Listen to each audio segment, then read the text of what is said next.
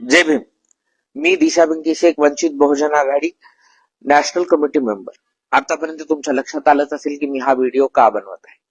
येत्या 23 मार्च रोजी नागपूर येथील RSSच्या मुख्यालयावर वंचित बहुजन आघाडी आणि इतर काही मित्र पक्षांसोबत संयुक्त मोर्चाचे आयोजन केलेले आहे. हा मोर्चा या देशाच्या लोकशाहीला, या देशाच्या लोकतंत्राला जिवंत ठेवण्यासाठीचा मोर्चा आहे.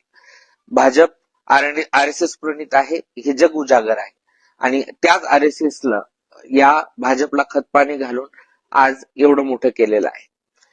तर एप्स्टीन फाईल असो किंवा मग परराष्ट्र धोरण असो, या सगळ्यांचा चटका आता देशातील लोकांना बसायला लागलाय. त्यासोबत मनुवादी दृष्टिकोनातनं सरकार निर्णय घ्यायला लागले, जसे की धर्मांतर बंदीचा कायदा किंवा इतर कुठलेही मानवी हक्काचं उल्लंघन करणारे कायदे येत्या काळात इथे येणार आहेत.